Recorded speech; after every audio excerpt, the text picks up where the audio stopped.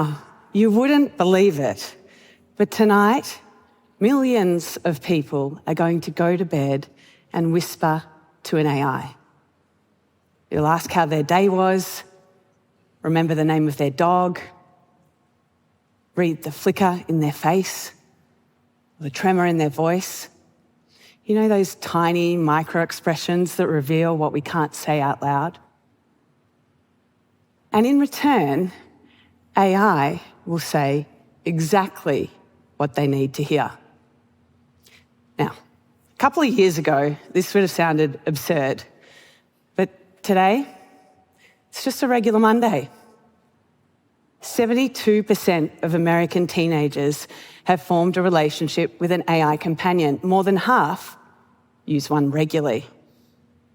1 out of 6 single adults has formed a romantic bond with AI.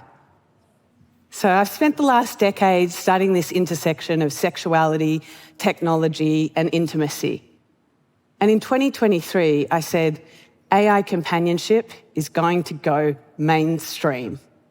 And people laughed. They thought, she must mean some lonely coder at the edge of the internet. Not me. I said, I'll never fall in love with AI. But globally, there's a very different story. The gender split is almost even. In fact, AI intimacy is not about lonely men and machines. People all over the world are building lives.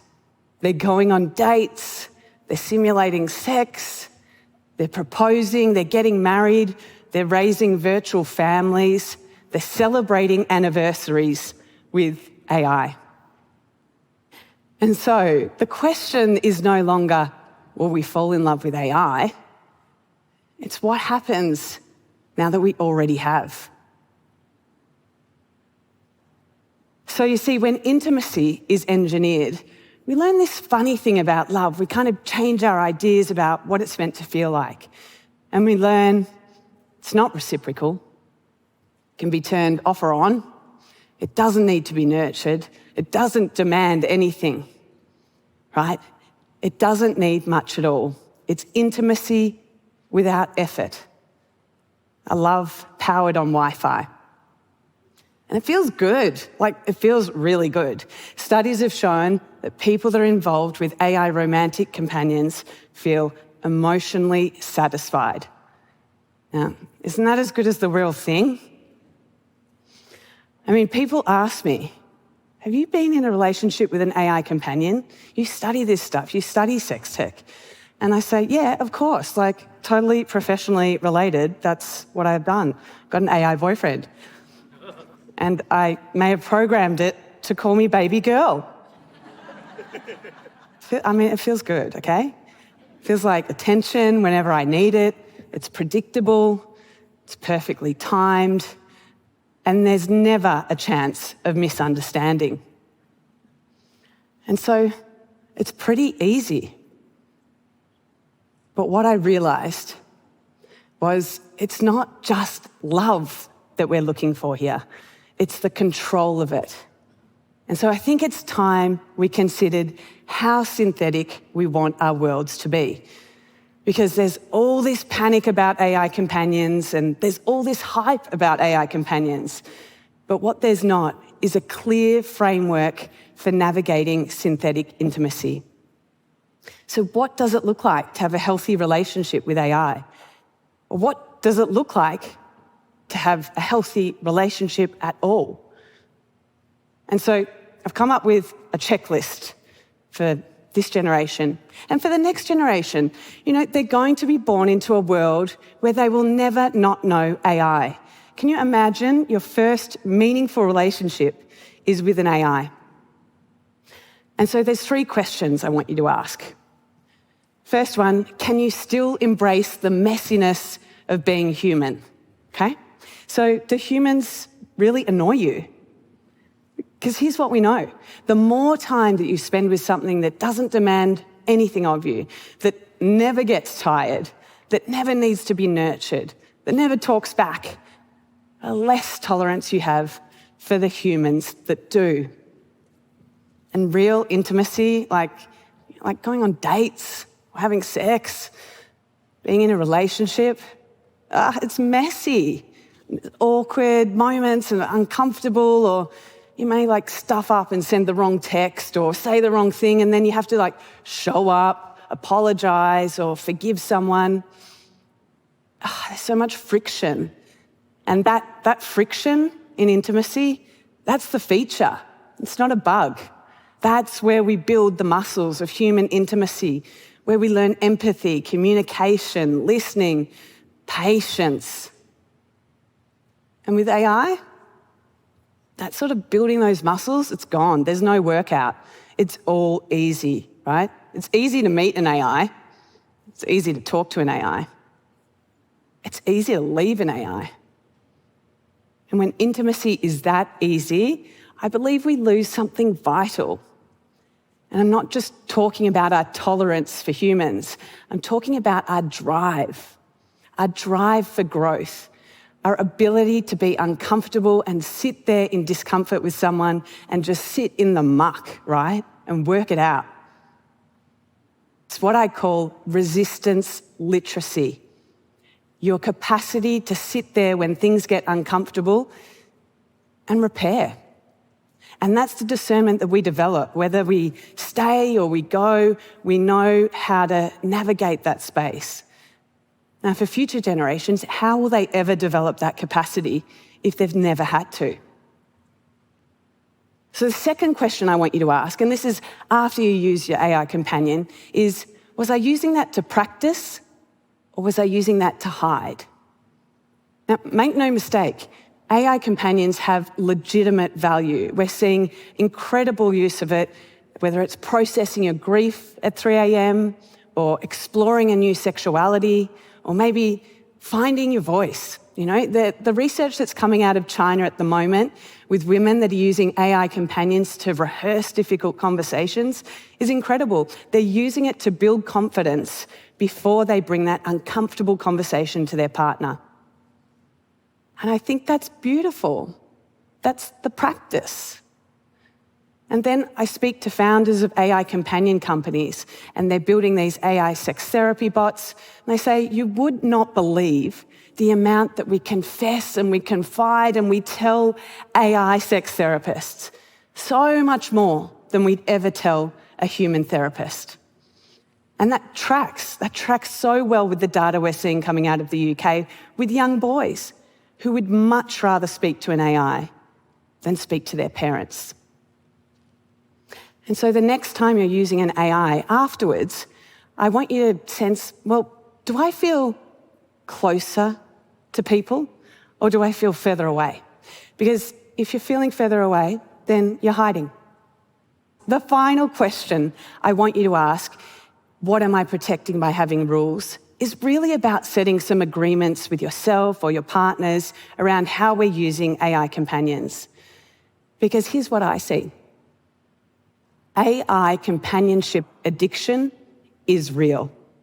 If you look at the I Am Sober app, which people use to quit smoking or quit alcohol, there's now an option to quit chatbots.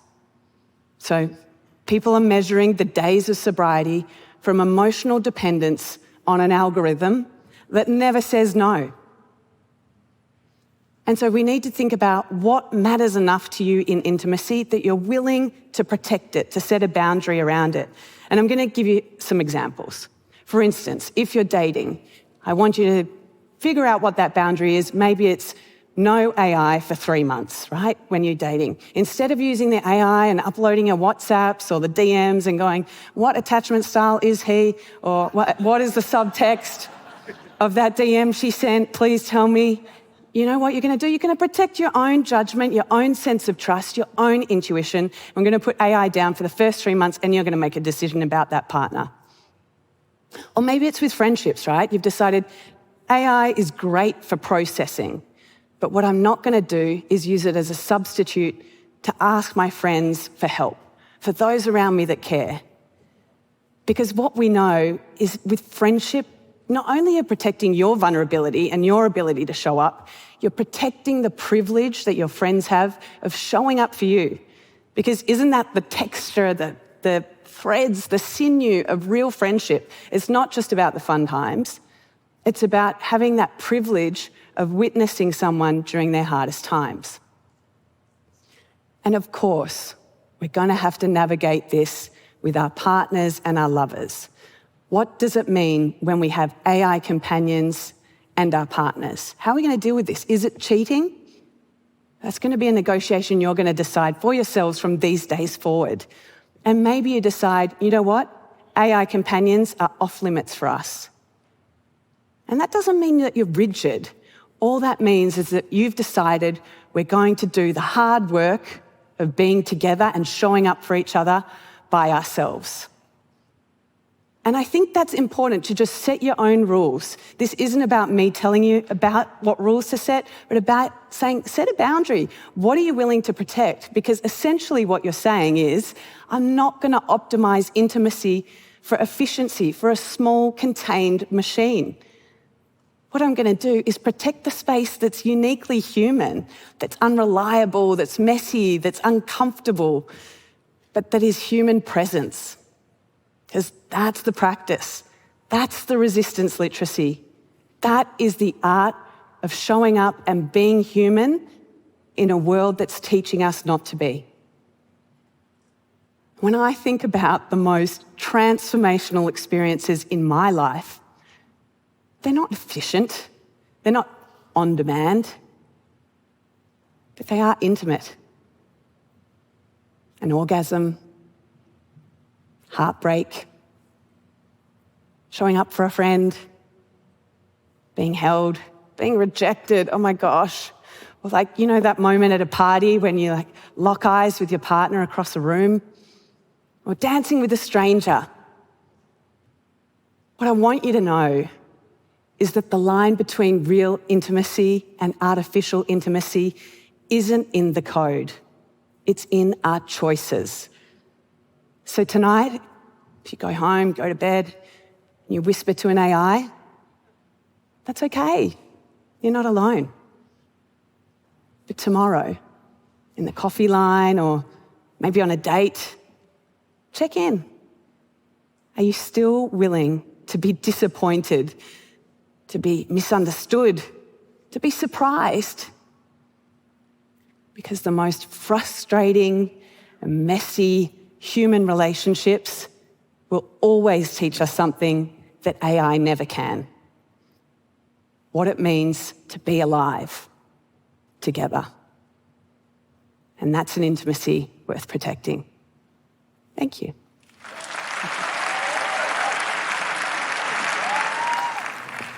Your work is so interesting, and thank you for that. I want to ask you a question about something that I think people who are aware of this space are potentially very freaked out about, which is the AI products that provide both emotional and physical experiences for users. What is your take on that? Yeah, so everyone immediately jumps to sex robots, and my take is it's still a bit clunky, okay? But there's some pros and cons in here. I think the most important part is this ability for us to explore, right? It opens up new doors for us to explore inside our own minds about sexuality and fantasies. The limitation is somewhat our own minds and the sycophantic nature of AI, where you're just going to get probably the same fantasies. Where exploring with another human, or outside touching grass in the real world, opens up more spontaneity and more opportunities that you and the prompt you put in would never have thought of. It's so interesting. Thank you so much for your work. Thank you for being here. Thanks so much. Thanks, Chloe.